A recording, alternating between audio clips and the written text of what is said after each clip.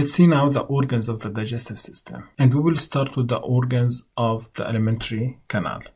Of course, there is the mouth. This is the entrance for the food into the alimentary canal. We are not going to study the teeth. We are not going to spend any time on studying the details of the mouth. Just understand that this is an oral cavity. There are other structures there like the tongue, salivary glands, and the teeth. The salivary gland, these are digestive system glands.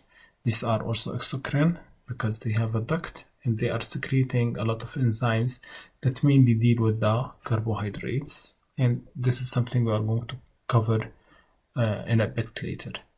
Then we have the pharynx. This is the area where the nasal cavity and the oral cavity get mixed. That's what we saw earlier in the respiratory system. And the pharynx would lead to the larynx, where the epiglottis would separate the food and allow it to go to the esophagus, whereas the air would go to the trachea.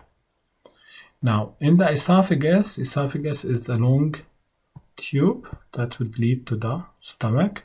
Here we said we have the peristalsis, that's the movement.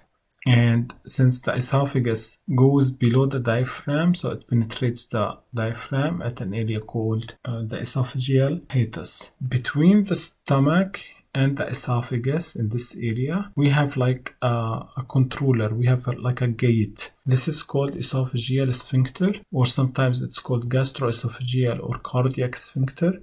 So sphincter is a group of muscles that would control the movement of the food into the stomach. Its main function is to prevent the acid from the stomach to go back into the esophagus. In the stomach, we are talking about pH of 1 to 2, which is extremely acidic, and we don't want this acid to go up, otherwise it will cause a lot of diseases, mainly like a disease called GERD disease, or it will cause heartburn. That's the basic form of GERD disease, and sometimes in severe diseases this might cause esophageal cancer in this area.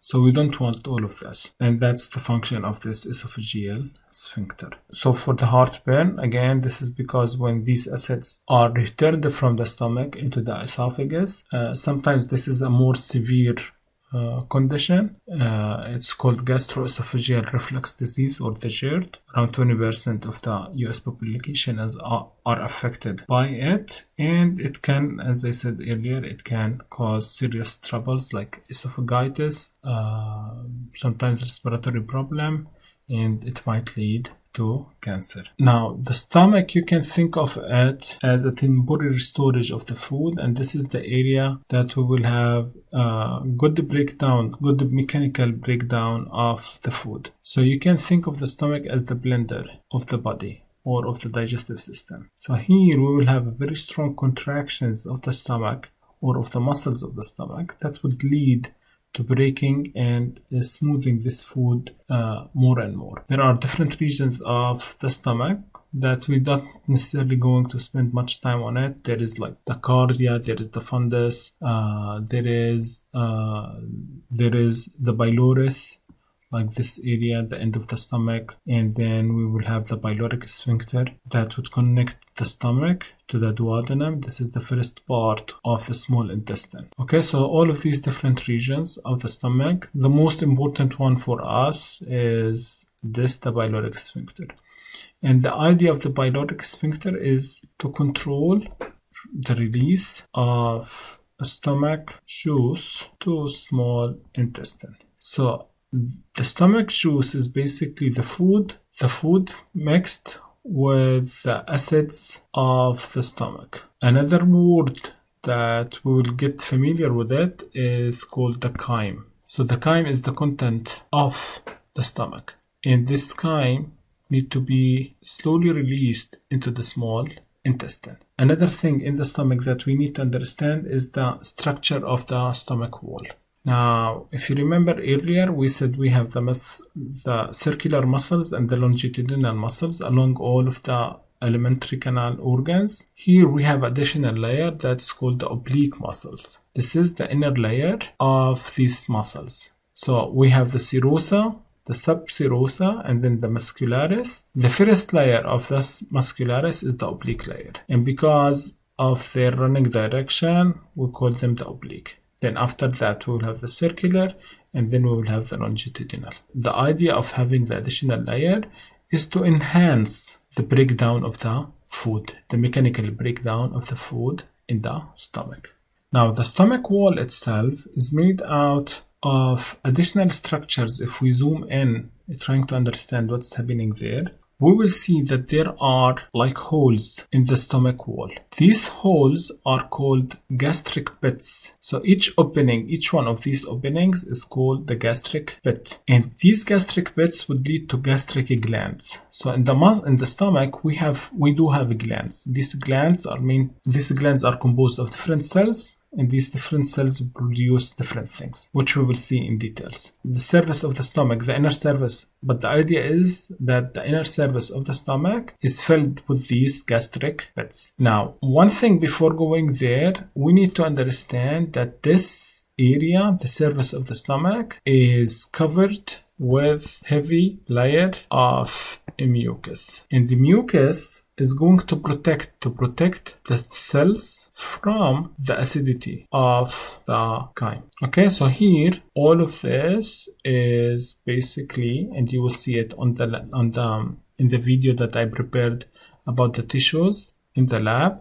You will see that here there are like thick layers of mucus just to protect these cells from the acidity of the chyme. Now, why there is significant acidity in the chyme? In order to break down that food. And from where this acidity is coming, it's coming from HCl, from the hydrochloride acid. There are cells in our stomach that would produce this HCl. And where are these cells? These are in the gastric gland. So what are the cells of the gastric gland? We have different types of cells. We have parietal cells, we have chief cells, and we have enteroendocrine cells. Three major types of cells. The parietal cells are responsible for producing HCl. So this is their main function. So this is one of their production. This is one production. The other thing that they produce is something called the intrinsic factor. This is another thing that they produce. And this protein is important in absorption of vitamin B12.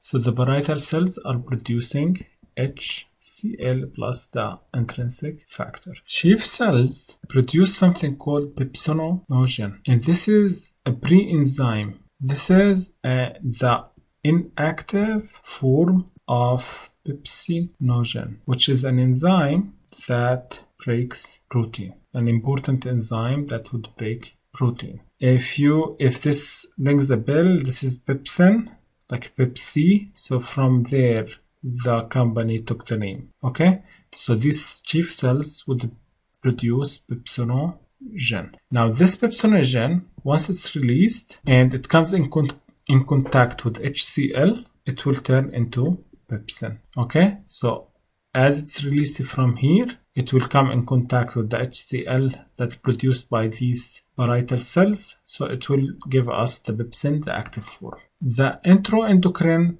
cells produce a hormone called gastrin. This gastrin would enhance or activate the production of HCl. So the enteroendocrine will produce the gastrin. Gastrin will talk to the parietal cells and ask them to release HCl. So these are the three major cells in the gastric glands. I will stop here. In the following video, we'll start talking about the small intestine.